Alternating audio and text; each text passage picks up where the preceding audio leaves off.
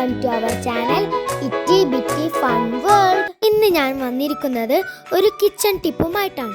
നമ്മളെ വീട്ടിലെ കറിവേപ്പില നമ്മൾ ആവശ്യത്തിന് അപ്പോൾ ഉപയോഗിക്കാറല്ലേ. കറിവേപ്പില എടുത്തു വെച്ചാൽ പെട്ടെന്ന് ചീത്തയായി പോകില്ലേ? അങ്ങനെ കറിവേപ്പിൻ്റെ ഇല പെട്ടെന്ന് ചീത്തയാവാതിരിക്കാൻ വേണ്ടിയിട്ടുള്ള ഒരു ടിപ്പ് ആയിട്ടാട്ടോ ഗായ്സ് ഞാൻ ഇന്ന് വന്നിട്ടുള്ളത്. ഞാനിപ്പോൾ സൗദിയിലാണുള്ളത്. ഇവിടെ നമ്മളെ നാട്ടിലെ പോലെ കറിവേപ്പിൻ്റെ ഇല സുലഭമായി കിട്ടില്ല.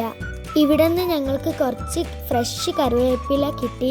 ഇങ്ങനെ പലപ്പോഴും കിട്ടുന്ന കറിവേപ്പിൻ്റെ ഇല ഞങ്ങൾ ഇങ്ങനെ സ്റ്റോർ ചെയ്ത് വെക്കാറുണ്ട്. എങ്ങനെയാണെന്ന് പറഞ്ഞു തരാം. വൃത്തിയായി കഴുകിയെടുത്തതാണിത്.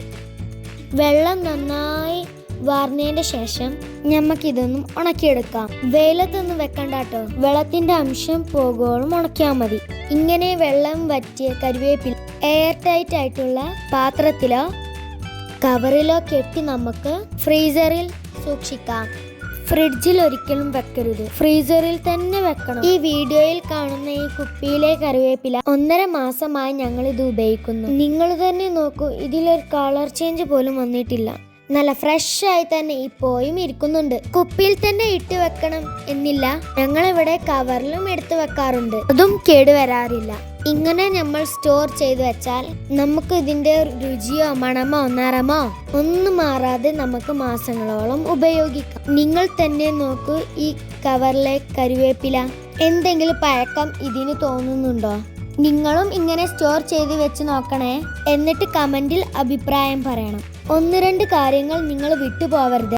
ഫസ്റ്റ്, കറിവേപ്പില നന്നായി കഴുകുക. വെള്ളം വറ്റിയ ശേഷം മാത്രം സ്റ്റോർ ചെയ്ത് വെക്കുക. കറിവേപ്പിലയിൽ വെള്ളത്തിൻ്റെ അംശമുണ്ടാകാൻ പാടില്ല. അങ്ങനെ ആവുമ്പോൾ കറിവേപ്പില കേടുവന്നു പോകും. പിന്നെ നമ്മൾ ശ്രദ്ധിക്കേണ്ടത്, ഇതിൽ നിന്ന് ആവശ്യത്തിന് എടുത്തതിന് ശേഷം പെട്ടെന്ന് തന്നെ ഫ്രീസറിൽ വെക്കണം, പുറത്ത് വെക്കാൻ പാടില്ല. ഈ കാര്യങ്ങളൊക്കെ ശ്രദ്ധിച്ചാൽ കറിവേപ്പില നമുക്ക് കുറേ കാലങ്ങൾ ഉപയോഗിക്കാം. ഈ വീഡിയോ നിങ്ങൾക്ക് ഉപകാരമായി എന്ന് തോന്നുന്നു. Thanks for watching.